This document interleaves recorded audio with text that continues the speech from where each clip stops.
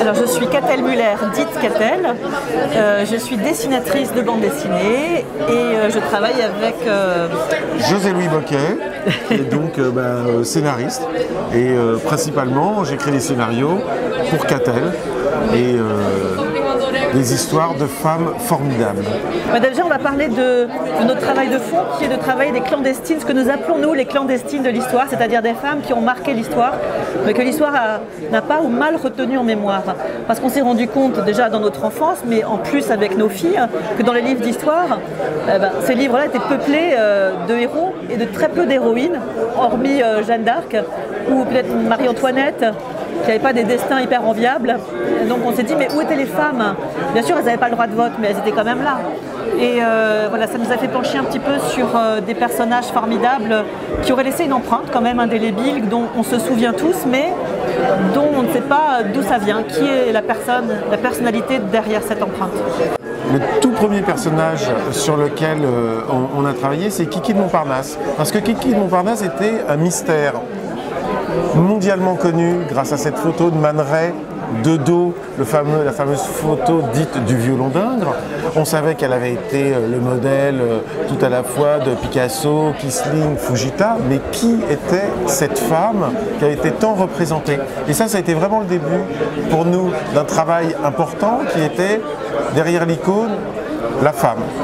Ça a été une première biographie en bande dessinée que Catel appelle des biographiques et c'était la première fois même qu'on s'intéressait à la biographie d'un personnage ayant existé à l'époque puisque Kiki de Montparnasse est sorti en 2007.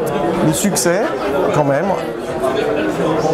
notre modestie dut-elle en souffrir, il faut dire que ça a été un vrai succès international, ça a été traduit en 14 langues, ça a eu de nombreux prix dont ici à Angoulême. On s'est dit, oh, mais peut-être que là on a commencé à conscientiser un peu notre travail, à se dire nous allons continuer à travailler sur des femmes et sur des femmes oubliées qui ont, comme le disait Catel, vraiment marqué l'histoire. C'est pour ça qu'on a choisi ensuite Olympe de Gouges, qu'on connaissait parce que Benoît de Groux, qui a été une amie dès les années 1970, a essayé de la réhabiliter parce qu'elle avait été, son image était extrêmement meurtrie par tous les historiens du XIXe siècle et du XXe siècle qui prenaient cette révolutionnaire pour une hystérique. Hein. Les femmes qui demandaient l'égalité des droits entre hommes et femmes, évidemment, ont été pendant longtemps des hystériques. Donc on a travaillé sur Olympe de Gouges pour mettre en avant sa grande œuvre qui est quand même la déclaration des droits de la femme et de la citoyenne qui était en réponse à la première déclaration des droits de l'homme qui ne concernait que les hommes. Voilà, oui. Ça c'est le deuxième personnage. Je rebondis sur ce que tu dis, les hommes et les femmes naissent et demeurent égaux en droit, tout le monde connaissait la phrase et personne ne savait que c'était Olympe de Gouges. C'est ça le moteur au départ, c'est quelque chose qui parle à tout le monde et on ne sait pas forcément d'où ça vient. Non, elle n'est pas plus méconnue parce que Olympe de Gouges, personne ne la connaissait, maintenant elle est dans tous les livres d'histoire. Et même Joséphine Baker qui était notre troisième personnage, en 2010 quand on en a parlé à notre éditeur, on s'est rendu compte que les jeunes personnes ne la connaissaient absolument pas et les gens un peu plus âgés se souvenaient éventuellement de la femme avec la ceinture de banane. Mais elle était très très loin d'être connue, reconnue. Elle était dans quelques livres sur le showbiz, en aucun cas dans un livre d'histoire, bien au contraire. C'était même surprenant que nous nous intéressions à ce personnage-là, d'après beaucoup de personnes. Et donc on a eu la chance, la fierté de la mener jusqu'au Panthéon finalement, cette femme fantastique, quoi. On a envoyé le livre à M. Macron, qui s'est rendu compte qu'en effet elle était investie de toutes les valeurs de la République, d'égalité, liberté, fraternité, voilà, un symbole très fort. Mais elle n'était pas très connue, plus très connue quand on s'y attaquait. Et Alice Guy, c'est la même chose. Dans les écoles de cinéma, on la connaît, mais le grand public ne la connaît pas du tout. Et c'est d'ailleurs notre fille qui est revenue de l'école de cinéma la première semaine de son inscription qui nous a dit « Tiens, on étudie Alice Guy, vous connaissez ». Donc ça y est, il commence à l'étudier bien à l'école, mais nous qui avions du matériel, José Louis qui avait collecté du matériel grâce à Francis Lacassin qui avait rencontré encore Alice Guy de son vivant et qui avait laissé à José Louis une caisse Kodak jaune avec des photos originales, des courriers, des choses fantastiques, mais on attendait le bon moment pour le faire et c'était le bon moment. Et aujourd'hui, elle ressort, les gens se rendent compte de l'importance capitale qu'elle a dans l'histoire du cinéma, puisque Alice Guy, on ne connaît pas son nom, mais tout le monde connaît la Gaumont. Elle a fondé la Gaumont avec Léon Gaumont, elle a fait plus de 500 films, elle a été la première productrice aux États-Unis. Enfin, c'est inouï qu'elle ait pu passer à travers les mailles du filet du cinéma. Et aujourd'hui, elle va être réhabilitée, bien évidemment, et dans quelques années, on nous dira mais elle était très connue, Alice Guy, pourquoi Alice Guy? Voilà. Le travail commence par moi, puisque c'est d'abord toutes les recherches documentaires, parce que je vais être le filtre qui va permettre d'intéresser, de raconter toute l'histoire à Catel.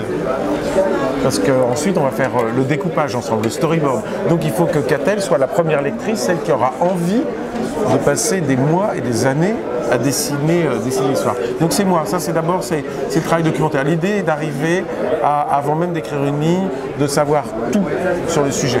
Qui quitte Montparnasse, j'ai lu tout ce qui concernait le sujet, les personnages qu'elle peut rencontrer, qui allaient donc de Tristan Tzara, le dadaïsme, jusqu'à Breton, le surréalisme. Donc tout à coup, je deviens j'en sais trop pour un scénariste et pas assez pour un historien, d'une certaine manière.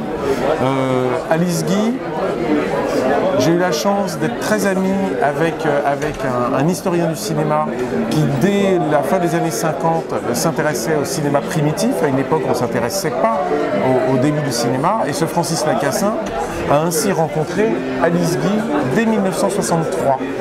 Parce que Alice Guy est née en 1873, mais elle est morte en 1968, c'est-à-dire qu'elle a traversé le XXe siècle.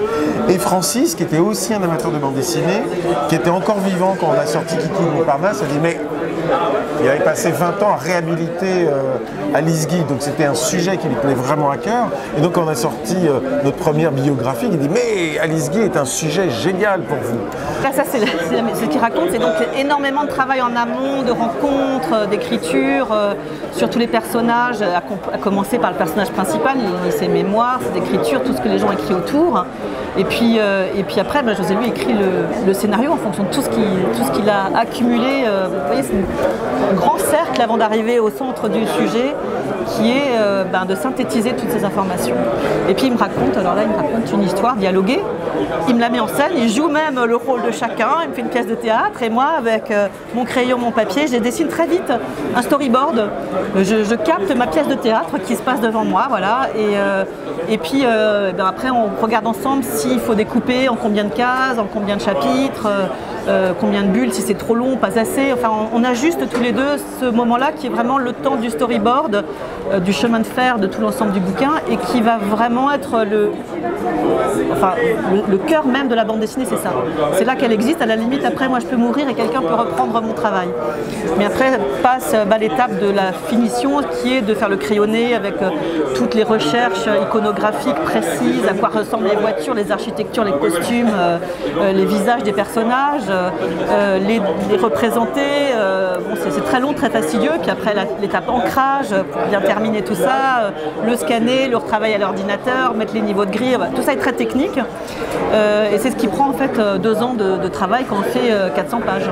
Voilà. Alors ça peut effrayer Catel, mais si on a choisi au départ le format du roman graphique, c'était pour avoir une grande liberté d'expression. Ce qui n'était pas le cas encore à la fin des années 90, début des années 2000, où quand même le modèle c'était encore le 48 pages couleur.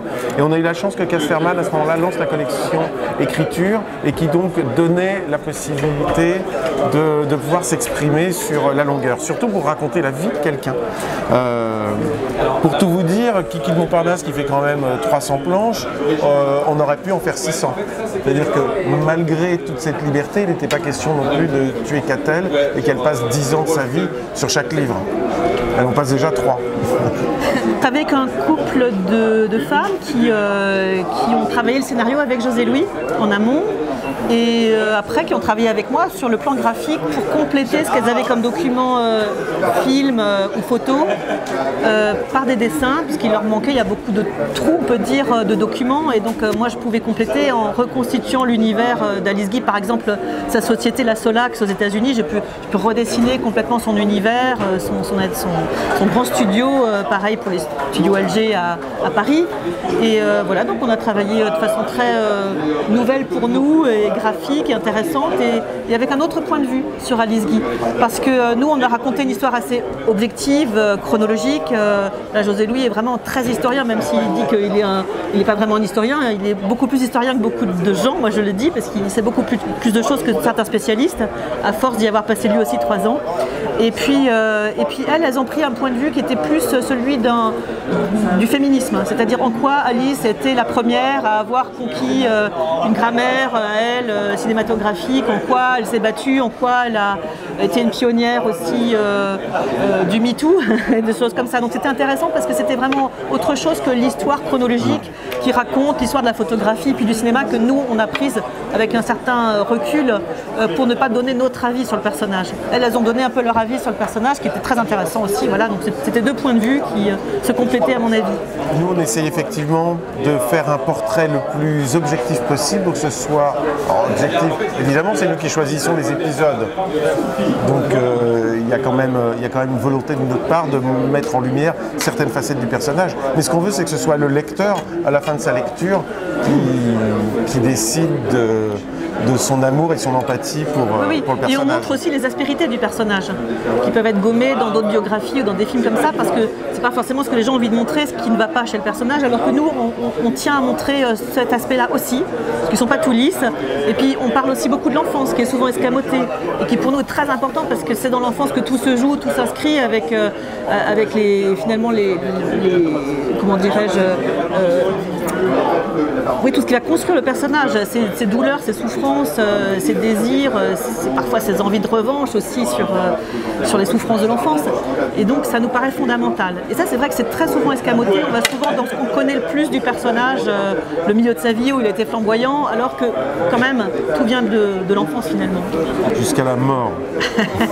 Telle est notre mission. Oui, c'est vrai qu'on est passionné par ce qu'on fait et on s'est rendu compte qu'on avait un vrai public qui nous suit. On prend beaucoup de temps à faire chaque personnage, mais en même temps on ne fait pas que des histoires romanesques d'une femme formidable, parce qu'il y en a tellement des femmes formidables. Il faut qu'on choisisse quelqu'un, comme on disait au début, qui a laissé une empreinte internationale, donc qui puisse parler à tout le monde.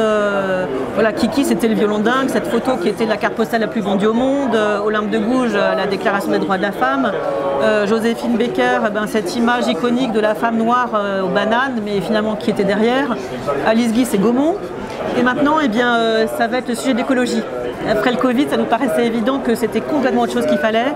Et en plus, on a notre atelier au bord de la mer à Fécamp, où ce personnage incroyable qui s'appelait la Dame de la Mer, Anita Conti, c'était notre cousteau féminin qui a été finalement l'inspiratrice de Greenpeace et qui a été totalement oublié du grand public, qui est bien connu des gens de la mer, mais qui est pas connu comme les autres du grand public et qui pourtant s'est battu pour faire savoir, pour alerter sur l'état des océans, la surpêche. Elle disait bien qu'on ne faisait pas de la production de poissons, mais de la destruction d'océans. Et elle a inventé l'aquaculture et plein d'autres choses. Donc il faut absolument parler de ce problème parce qu'elle disait bien que pour sauver la planète, il fallait commencer par sauver les océans qui étaient les 2 tiers de la planète. Moi, je n'irai surtout pas la tête d'un autre auteur. La mienne me suffit amplement, elle me tracasse déjà assez. En revanche, j'adore, là par exemple, l'auteur à côté, Bastien Vives, on est très potes et son univers est très loin du mien, mais j'adore. Je voudrais surtout pas être dans sa tête, ça chargerait beaucoup. Déjà, il a trouvé un atelier à côté du nôtre à Fécamp, ce qui est pas mal, donc on se voit à Paris, mais aussi à Fécamp et on partage beaucoup de choses. Moi, dans la tête de Catel. Mon pauvre.